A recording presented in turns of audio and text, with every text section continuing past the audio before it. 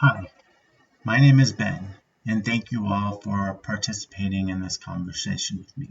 I'm looking forward to reading your responses. This week's topic is state violence, and right off the bat, I want to say that this conversation is deeply political, meaning it has everything to do with me, with you, with we, and the functionality and well being of the social structures we live in. Questions to engage with. What is violence? Is violence ever justified? Is the state What is the state and what is the purpose of the state? Is there a difference between when the state does violence and individual acts of violence? What is the relationship between violence and power?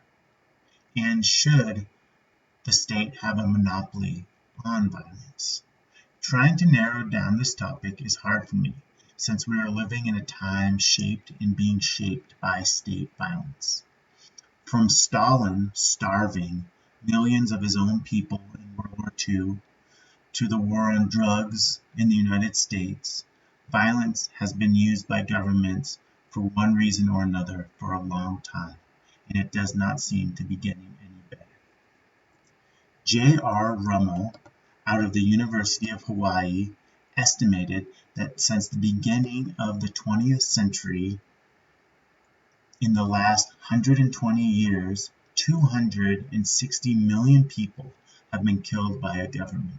He calls this democide, which is any murder by government, by officials acting under the authority of government according to explicit or implicit government policies. Think police shootings.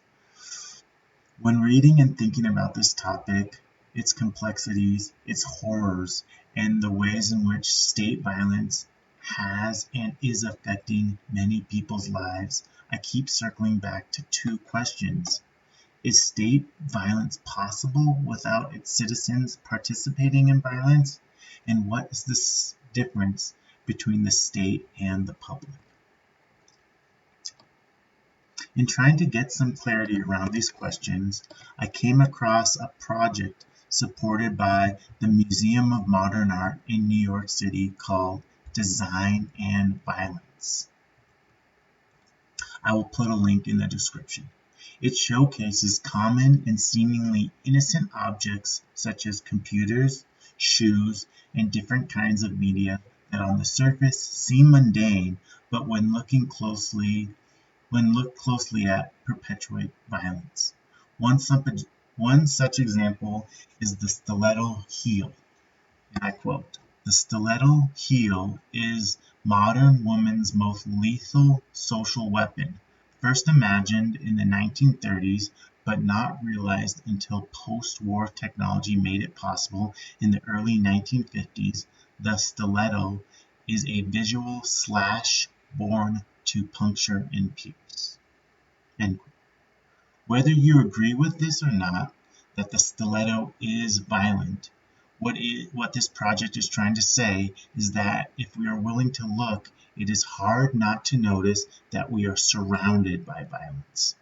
Moreover, just going about our daily lives, we are participating in violence, such as eating tortured factory farmed meat, driving to work or school using petroleum-based products that are ripped from the earth, wearing clothes made in factories from exploited workers, or even just trying to do our homework on computers that use rare minerals found in areas ravaged by war. It is hard not to feel the weight of violence all around us. So what comes up for me is there a difference between the common German in the 1930s and a Google employee that drives a Tesla and eats quinoa, or even one of the Proud Boys who is counter-protesting Black Lives Matter in Oregon because he feels like he is a victim of reverse racism? Violence seems to be everywhere, from how we eat to what we see on TV.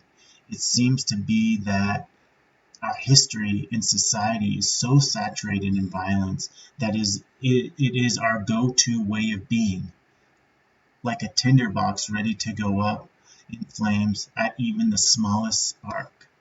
I will close by asking again, is state violence possible without its citizens participating in violence? And what is the separation between the state and the public? Thank you for listening.